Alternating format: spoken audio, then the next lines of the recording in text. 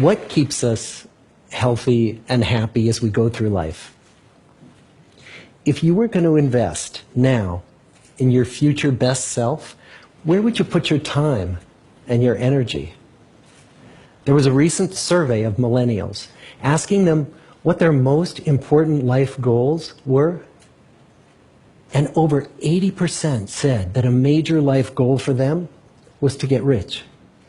And another 50% of those same young adults said that another major life goal was to become famous. And we're constantly told to lean into work, to push harder and achieve more. We're given the impression that these are the things that we need to go after in order to have a good life. Pictures of entire lives, of the choices that people make and how those choices work out for them, those pictures are almost impossible to get. Most of what we know about human life, we know from asking people to remember the past. And as we know, hindsight is anything but 20/20. We forget vast amounts of what happens to us in life, and sometimes memory is downright creative. But what if we could watch entire lives as they unfold through time? What if we could study people from the time that they were teenagers all the way into old age to see what really keeps people happy and healthy? We did that. The Harvard study of adult development may be the longest study of adult life that's ever been done. For 75 years, we've tracked the lives of 724 men. Year after year, asking about their work, their home lives, their health, and of course asking all along the way without knowing how their life stories were going to turn out. Studies like this are exceedingly rare. Almost all projects of this kind fall apart within a decade because too many people drop out of the study, or funding for the research dries up, or the researchers get distracted, or they die, and nobody moves the ball further down the field. But through a combination of luck and the persistence of several generations of researchers, this study has survived. About 60 of our original 724 men are still alive, still participating in the study, most of them in their 90s. And we are now beginning to study the more than 2,000 children of these men. And I'm the fourth director of the study. Since 1938, we've tracked the lives of two groups of men. The first group started in the study when they were sophomores at Harvard College. They all finished college during World War II, and then most went off to serve in the war. And the second group that we've followed was a group of boys from Boston's poorest neighborhoods. Boys who were chosen for the study specifically because they were from some of the most troubled and disadvantaged families in the Boston of the 1930s. Most lived in tenements, many without hot and cold running water.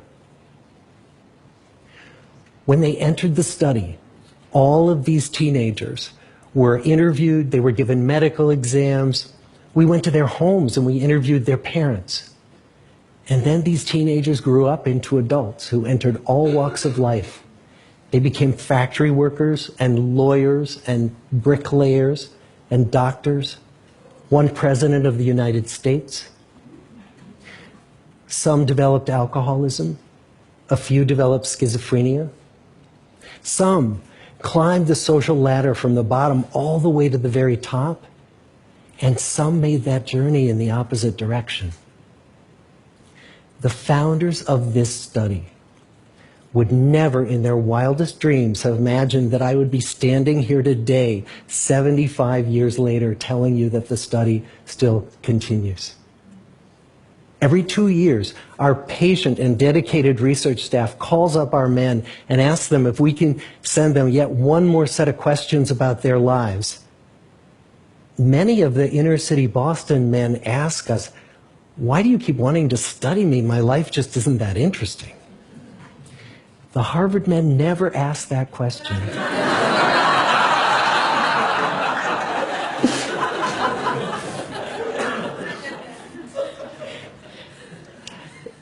get the clearest picture of these lives, we don't just send them questionnaires. We interview them in their living rooms. We get their medical records from their doctors. We draw their blood. We scan their brains. We talk to their children. We videotape them talking with their wives about their deepest concerns. And when about a decade ago we finally asked the wives if they would join us as members of the study, many of the women said, "You know, it's about time." So what have we learned? What are the lessons that come from the tens of thousands of pages of information that we've generated on these lives? Well, the lessons aren't about wealth or fame or working harder and harder. The clearest message that we get from this 75-year study is this: good relationships keep us happier and healthier, period. We've learned 3 big lessons about relationships.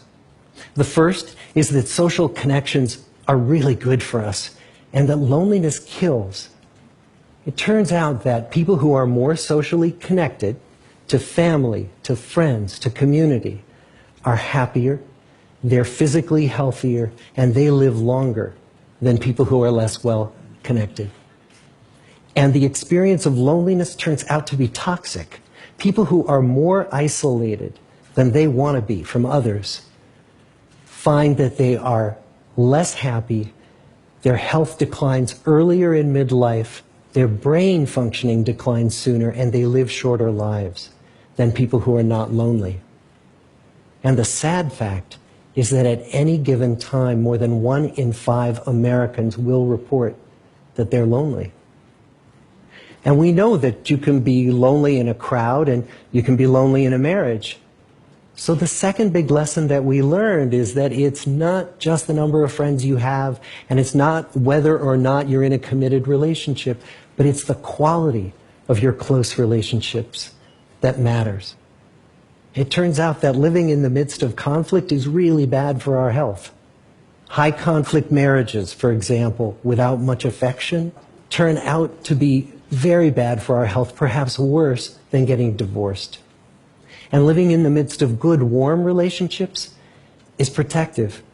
Once we had followed our men all the way into their 80s, we wanted to look back at them at midlife and to see if we could predict who was going to grow into a happy, healthy octogenarian and who wasn't.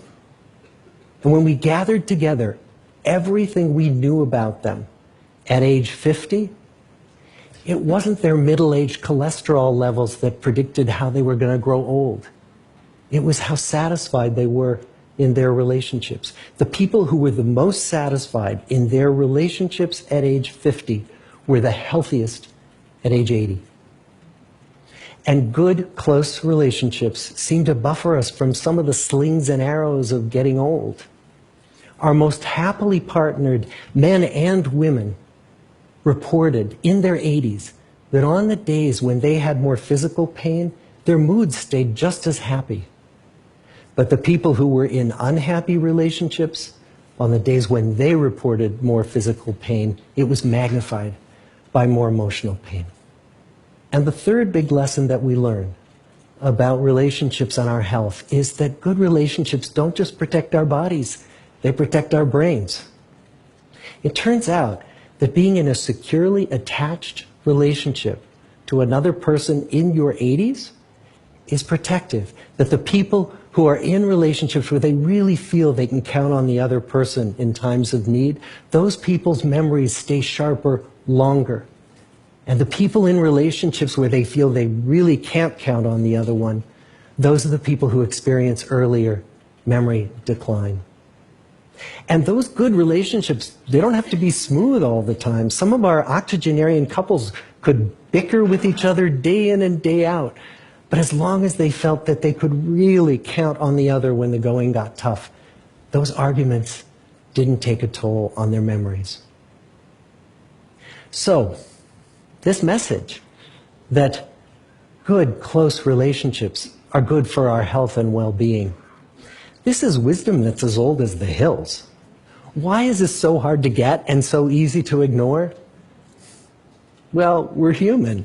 What we'd really like is a quick fix, something we can get that'll make our lives good and keep them that way. Relationships are messy and they're complicated, and the hard work of tending to family and friends, that's not sexy or glamorous. It's also lifelong. It never ends. The people in our 75-year study who were the happiest in retirement were the people who had actively worked to replace workmates with new playmates. Just like the millennials in that recent survey, many of our men, when they were starting out as young adults, really believed that fame and wealth and high achievement were what they needed to go after to have a good life. But over and over these 75 years, our study has shown that the people who fared the best were the people who leaned into relationships with family, with friends, with community. So what about you?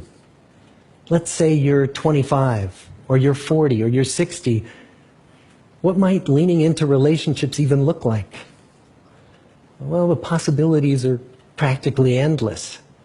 It might be something as simple as replacing screen time with people time, or livening up a stale relationship by doing something new together, long walks or date nights, or reaching out to that family member who you haven't spoken to in years, because those all too common family feuds take a terrible toll on the people who hold the grudges.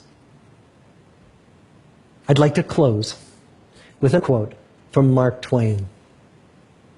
More than a century ago, he was looking back on his life, and he wrote this: "There isn't time, so brief is life, for bickerings, apologies, heartburnings, callings to account.